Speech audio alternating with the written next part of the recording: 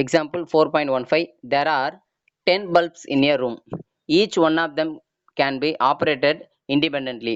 Find the number of ways in which the room can be illuminated. அதாவது அந்த room வந்து வெளிச்சமாகவே இருக்கணும். சரிங்களா? அந்த ரூமில் வந்து பார்த்தீங்கன்னா 10 பல்ப்ஸ் இருக்குது. சரிங்களா? 10 பல்ப்ஸ் இன் ஏ ரூம்.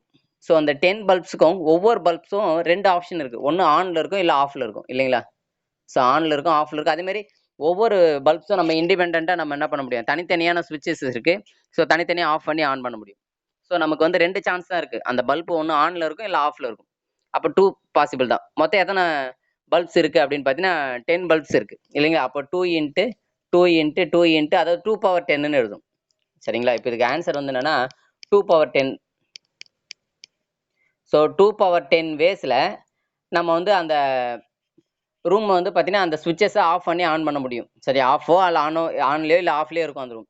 இந்த 2 பவர் 10ன்றது 1024, இல்லைங்களா? அதில் அவங்க என்ன கொஸ்டின் கேட்குறாங்கன்னா, in number of ways in which the room can be illuminated. அதாவது அந்த ரூம் வந்து வெளிச்சமாக இருக்கணும் அப்படின்னா எல்லா பல்பும் கண்டிப்பாக ஏதாவது ஒரு பல்பு ஆனில் இருக்கணும், இல்லையா?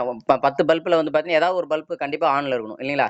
ஆனால் நம்ம இந்த 1024 வேஸில் ஒரே ஒரு வே மட்டும் எல்லா பல்ப்ஸும் ஆஃபில் இருக்கும். 10 பல்ப்ஸும் ஆஃபில் இருக்கும். இப்போ நம்ம மாற்றி மாற்றி நம்ம ஆஃப் பண்ணி ஆன் பண்ணும்போது இப்போ 9 பல்ப்ஸ் ஆனில் இருக்குது, 1 பல்ப் ஆஃபில் இருக்குன்னு வச்சுக்கலாம், இல்லை 8 பல்ப் ஆனில் இருக்கும். இந்த மாதிரி மாற்றி மாற்றி எந்த பல்ப் வேணாலும் ஆனில் இருக்கலாம், எந்த பல்ப் வேணாலும் ஆஃபில் இருக்கலாம். அப்படி இருக்கும்போது ஒரே ஒரு வே மட்டும் ஒரு டைமில் அந்த 1024 வேஸில் ஒரு வே மட்டும் 10 பல்ப்ஸும் ஆஃபில் இருக்கும்.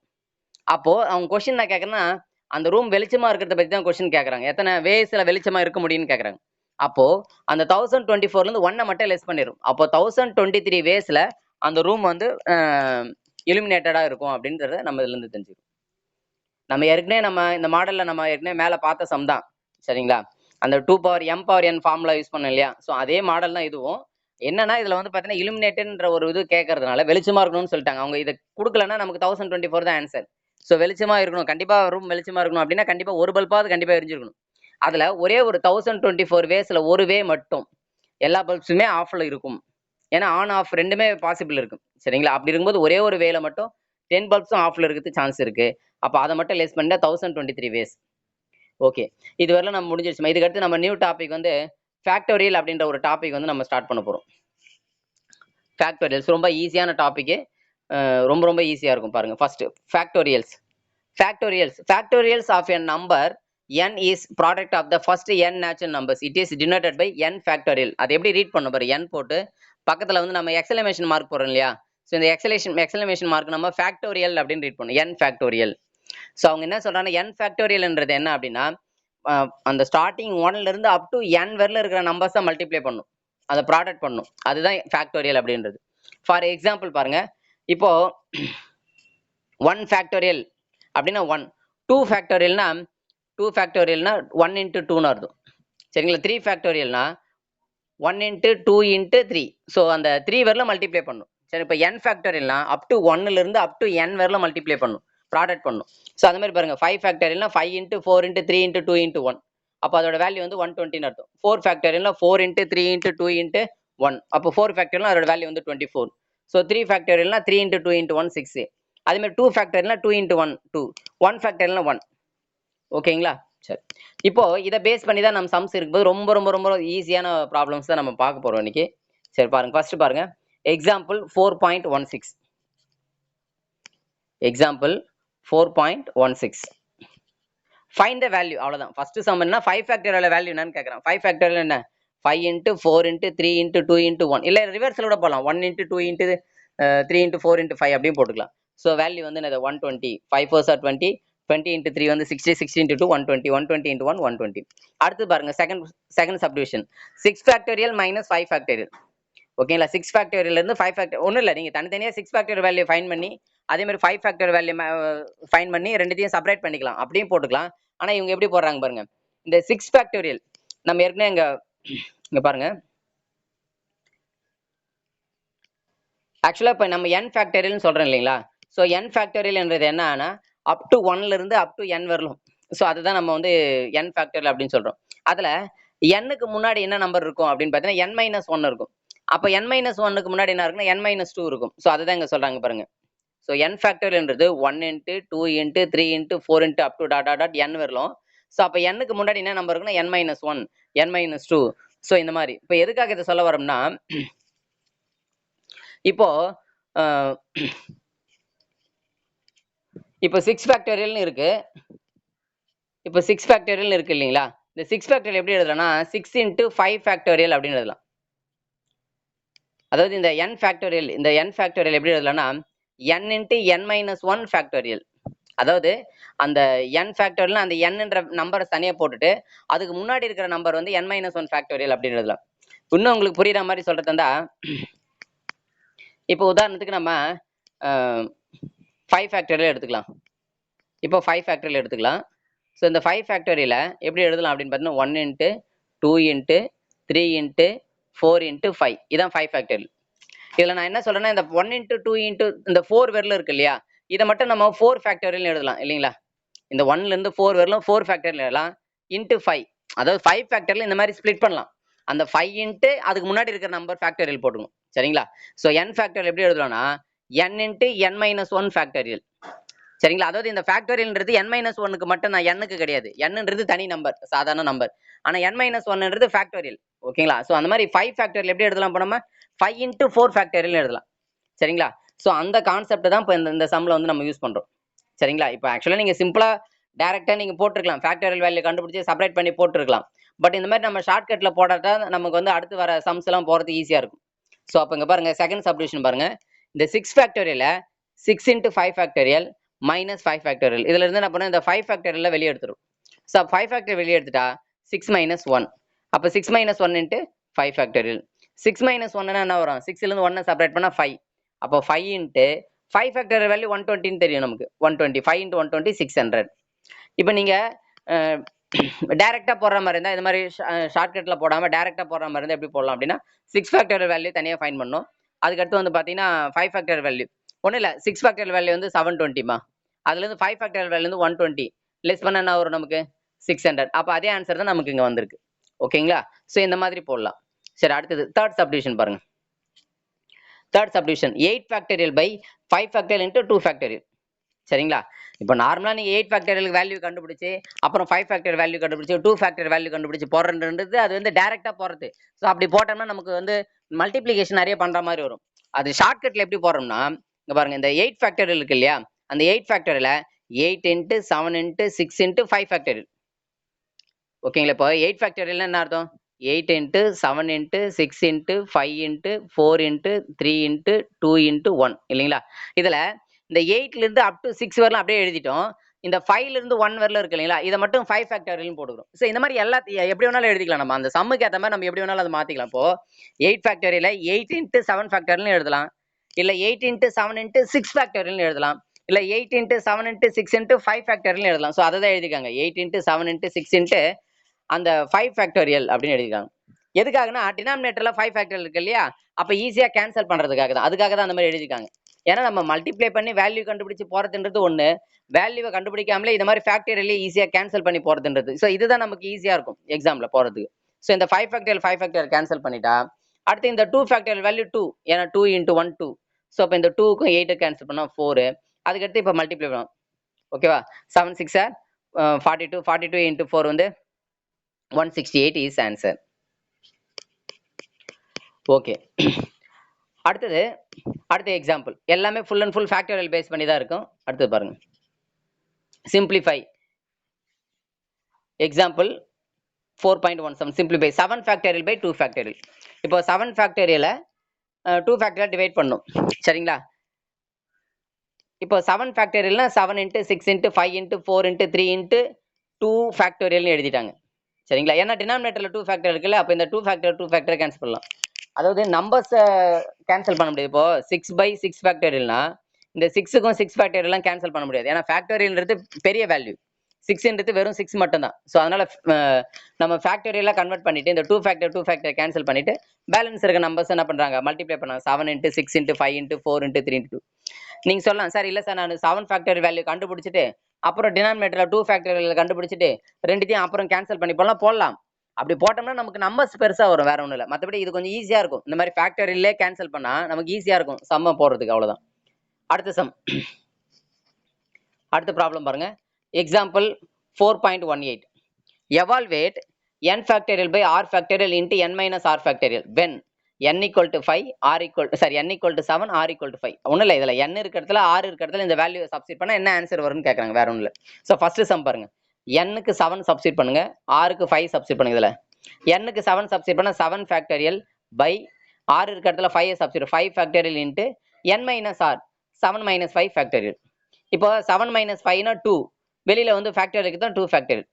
சரி, இப்போ இந்த 7 நியூமரேட்டர் இருக்கிற 7 ஃபேக்டரியல நம்ம என்ன பண்ணலாம், 7 இன்ட்டு 6 இன்ட்டு 5 ஃபேக்டரியல் எழுதலாம். ஏன்னா டினாமினேட்டர்ல 5 ஃபேக்டரியல் கேன்சல் பண்ணிக்கலாம். இப்போ பேலன்ஸ் இருக்குது 2 ஃபேக்டரியல் மட்டும் தான். 2 ஃபேக்டரியல் வந்து வேல்யூ வந்து 1 இன்ட்டு 2. ஸோ அந்த 2க்கும் 6க்கும் கேன்சல் பண்ணி 3. அப்போ 7 3 சார் 21. ஸோ ஈஸியாக சிம்பிளிஃபை பண்ணிட்டோம். அடுத்து செகண்ட் சப்டிவிஷன், n வந்து 50, r வந்து 47. n 50, r வந்து 47. இப்போ இதில் சப்ஸ்டிட் பண்ணுங்க, n இருக்க இடத்துல 50 ஃபேக்டோரியல் பை r இருக்க இடத்துல 47 factorial, n minus r 50 minus 47 வந்து என்ன வரும் நமக்கு 3 ஃபேக்டோரியல். ஓகே, இப்போ ஏன் வந்து நம்ம இந்த மாதிரி ஷார்ட்ல போகணும்னு சொல்றதுக்கான ரீசன் வந்து இப்போ தெரிஞ்சிருக்கு உங்களுக்கு. ஏன்னா இப்போ 50 ஃபேக்டோரியல் வேல்யூ நம்மளால கண்டுபிடிக்க முடியுமா பாருங்க. இப்போ 10க்குள்ள வரலாம் ஓரளவுக்கு போட்டுடுவீங்க நீங்க, 10க்குள்ள வரலாம் நம்ம ஃபேக்டோரியல் கொடுத்தானா ஈஸியா சிம்பிளிஃபை பண்ணிக்கலாம், பிரச்சனை இல்லை. ஆனா இப்போ நமக்கு இப்போ 50 ஃபேக்டோரியல் அப்படின்னு போடும்போது 50 இன்ட்டு 49 இன்ட்டு 48 இன்ட்டு 47 இதை மல்டிப்ளை பண்றது கஷ்டம் இல்லைங்களா. அதே மாதிரி டினாமினேட்டர்ல ஒரு 47 ஃபேக்டோரியல் இருக்கு, அதை 47 இன்ட்டு 46 இன்ட்டு 45 இன்ட்டு 44 அதை மல்டிப்ளை பண்றதும் கஷ்டம். அப்ப ஈஸியா என்ன பண்ணலாம், அந்த 50 ஃபேக்டோரியல 50 இன்ட்டு 49 இன்ட்டு 48 இன்ட்டு 47 ஃபேக்டோரியல் எங்க நம்ம ஸ்டாப் பண்றோமோ அந்த இடத்துல ஃபேக்டோரியல் அந்த நம்பருக்கு மட்டும் ஃபேக்டோரியல் போடுவோம். சரியா, 47 ஃபேக்டோரியல் பை டினாமினேட்டர்ல ஒரு 47 ஃபேக்டோரியல் ஈஸியா கேன்சல் பண்ணிக்கலாம். ஓகேங்களா. அடுத்து இந்த 3 ஃபேக்டோரியல் வந்து 1 இன்ட்டு 2 இன்ட்டு 3ன்னு எடுத்துட்டு இப்போ இதில் ஈஸியாக எதெல்லாம் கேன்சல் ஆகுமோ அதை கேன்சல் பண்ணிக்கலாம். ஓகேங்களா. இப்போ இந்த 2க்கு 50 கேன்சல் பண்ணிக்கலாம் 25. அடுத்து இந்த 3க்கு 48 கேன்சல் பண்ணிக்கலாம் 16. இப்போ 25 இன்ட்டு 49 இன்ட்டு 16. இப்போ இந்த 3 நம்பர்ஸ் மட்டும் நம்ம மல்டிப்ளை பண்ணால் நமக்கு ஆன்சர் வந்துடும் 19,600 இஸ் ஆன்சர். அடுத்த subdivision, for any n and r equal to 3. n-க்கு n போடுற சொல்றாங்க, r-க்கு மட்டும் 3 சப்ஸ்டிட் பண்றோம். அப்போ n-க்கு n ஃபேக்டோரியல் போட்டோம், r-க்கு மட்டும் 3 ஃபேக்டோரியல் போட்டாச்சு, அப்புறம் n மைனஸ் 3 ஃபேக்டோரியல். ஓகேங்களா. சரி, இப்போ இதை எப்படி சிம்பிளை பண்றாங்க பாருங்க. பொதுவாக நமக்கு தெரியும் n ஃபேக்டோரியல n into n minus 1 into n minus 2 into n minus 3 factorial, அதாவது n minus 3 factorial n minus 3 நிறுத்திக்கிறோம். சரிங்களா. n மைனஸ் n-க்கு முன்னாடி என்ன நம்பர் இருக்குன்னா n விட ஒன்று கம்மியா இருக்கும் இல்லையா, அப்போ n மைனஸ் 1. அப்புறம் n மைனஸ் 1க்கு முன்னாடி என்ன நம்பர் இருக்கும், n மைனஸ் 2. n மைனஸ் 2 முன்னாடி n மைனஸ் 3 ஃபேக்டோரியல், அங்கேயே ஸ்டாப் பண்றதுனால n மைனஸ் 3 ஃபேக்டோரியல் போட்டாச்சு. டினாமினேட்டர்ல 3 ஃபேக்டோரியல் வேல்யூ வந்து 1 இன்ட்டு 2 இன்ட்டு 3, இது ஒரு n மைனஸ் 3 ஃபேக்டர். இப்போ இந்த n minus 3 factor n minus 3 factor மட்டும் கேன்சல் ஆயிடுச்சுன்னா பேலன்ஸ் இருக்கிறத வேற எதுவும் பண்ண முடியாது, ஏன்னா n-க்கு வேல்யூ தெரியாது இல்லையா. ஸோ அப்படியே வச்சுக்கணும், n into n minus 1 into n minus 2 by 6, அவ்வளோதான் ஆன்சர். ஸோ இதுக்கு மேலே சிம்பிளிஃபை பண்ண முடியாது, அந்த ஃபேக்டரியல் மட்டும் மெயினாக கேன்சல் பண்ணணும், அதுதான் மெயின் அங்கே. அடுத்த example, example 4.19. let n denote the number of days. நல்லா புரிஞ்சுங்க, கேபிட்டல் n அப்படின்றது நம்பர் ஆஃப் டேஸ் சொல்றது. if the value n factorial is the equal to the number of hours in n days, அதாவது n factorial என்றது என்ன சொல்றதுன்னா n factorial is equal to the number of hours, n factorial is the number of hours in n days. அப்போ n daysல இருக்கிற number of hours, இப்போ 5 daysனா 5 daysல இருக்கிற hours. ஓகேங்களா. 5 days அப்படின்றது என்னன்னு வச்சுங்களேன். அப்போ அந்த 5 daysல இருக்கிற hours என்ன சொல்லுவோம் நம்ம, இப்போ 1 டேக்கு வந்து 24 hours. அப்போ 5 டேஸ்க்கு என்ன வரும், 5 into 24 வந்து பார்த்தீங்கன்னா 120 hours. அப்போ 120 hours இந்த n ஃபேக்டோரியல்ன்றது, இந்த ஃபேக்டோரியல்னு வரது hours, வெறும் n சொல்றது வந்து பார்த்தீங்கன்னா டேஸ். இப்போ என்ன சொல்றாங்கன்னா என்னோட வேல்யூ என்ன, find the value of n. அப்போ நம்பர் ஆஃப் டேஸ் கேட்குறாங்க, ஏன்னா nன்றது நம்பர் ஆஃப் டேஸ் தானே. ஓகே, எப்போ வந்து நம்பர் ஆஃப் டேஸ் அதோட n ஃபேக்டர் வேல்யூ இது எப்போ வந்து ஈக்குவலா இருக்குன்ற மாதிரி கேட்குறாங்க. சரி பாருங்க, ஃபர்ஸ்ட் பாருங்க, இங்க பாருங்க, n factorial value we need to solve the equation n factorial equal to 24 into n. ஏன்னா n factorial என்ன சொல்லிருக்கேன்னா number of hours in days. அப்போ மொத்தம் எத்தனை டேஸ் இருக்குன்னா n டேஸ் இருக்கு. அப்போ அது ஹவர்ஸா கன்வெர்ட் பண்ணும்போது 24ஆல மல்டிப்ளை பண்ணு, n into 24. ஓகேங்களா. சரி, இப்போ இந்த இடத்துல எப்போ ஈக்குவல் ஆகும்னு கேட்குறாங்க. சரிங்களா. இப்போ பாருங்க, ஃபர்ஸ்ட் வந்து n-க்கு வந்து 1 2 3 4 கொடுக்குறோம். ஸோ n கொடுக்கும்பொழுது என்ன வருது பாருங்கன்னா, இப்போ நல்லா புரிஞ்சுங்க. லெஃப்ட் சைடில் பாருங்க n ஃபேக்டோரியல் அப்படின்னா, அப்போ உதாரணத்துக்கு n-க்கு 1 கொடுக்குறேன்னு வச்சுங்களேன். அப்போ 1 ஃபேக்டோரியல், இப்போ அதோட வேல்யூ வந்து 1. சரிங்களா? அதே 1-ஐ ரைட் சைடும் கொடுங்க. ரைட் சைடு கொடுத்தா என்ன வரும் பாருங்க, லெஃப்ட் சைடும் கொடுங்க, ரைட் சைடும் கொடுங்க. சரிங்களா? லெஃப்ட் சைடும் கொடுக்கணும், ரைட் சைடும் கொடுக்கணும். இப்போ அங்க பாருங்க n ஃபேக்டோரியல், இப்போ 1 கொடுத்தா ஈக்குவலா வரல, 2 கொடுக்குறேன். 2 கொடுத்தா 2 ஃபேக்டோரியல், லெஃப்ட் சைடில் 2 ஃபேக்டோரியல், ரைட் சைடில் அதே 2 கொடுங்க. அப்போ 24 × 2 என்ன வரும்? ரைட் சைடில் 48 வருது, லெஃப்ட் சைடில் 2ன்னு வருது. ஏன்னா 2 ஃபேக்டர் வேல்யூ 2. அப்போ ஈக்குவலா வரல. நல்லா புரிஞ்சுங்க, நாட் ஈக்குவல். அவங்க எப்போ ஈக்குவலா வரும்னு கேட்குறாங்க. அந்த மாதிரி ஒவ்வொன்றா செக் பண்ணும். அடுத்து என்ன பண்றாங்க, 3 செக் பண்றோம், வரல. அடுத்து 4 செக் பண்றோம். இப்போ 4 செக் பண்ணு வச்சுக்கேன். லெஃப்ட் சைடில் வந்து 4 ஃபேக்டோரியல், ரைட் சைடில் 24 × 4, n இருக்க இடத்துல 4 சப்ஸ்டிட் பண்றோம். இப்போ 4 ஃபேக்டோரியல் வேல்யூ வந்து பார்த்தீங்கன்னா 24.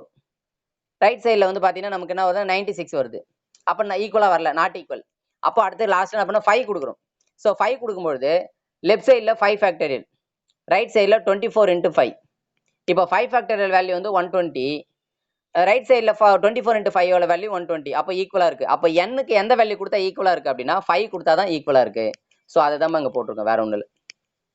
ஸோ அப்போ அதாவது 5 ஃபேக்டோரியல் வேல்யூவும் 5 டேஸில் இருக்கிற நம்பர் ஆஃப் ஹவர்ஸும் ரெண்டும் சேமா இருக்கிறது எப்போ அப்படின்னா அந்த 5 டேஸில் தான். அது n = 5 இருக்கும்பொழுது தான் ஃபேக்டோரியல் வேல்யூவும் நம்பர் ஆஃப் ஹவர்ஸ் ரெண்டும் சேமா இருக்கிறது அந்த வேல்யூல தான். அதை தான் நம்ம இங்கே ஃபைண்ட் பண்ணியிருக்கோம்.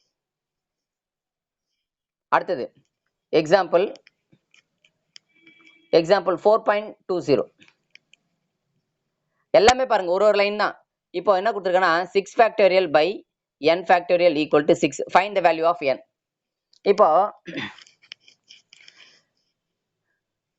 பாருங்க இந்த 6 ஃபேக்டோரியல் எப்படி எழுதலாம் பாருங்க. 6 ஃபேக்டோரியல 1 × 2 × 3 × 4 × 5 × 6 எழுதிக்கிறேன்.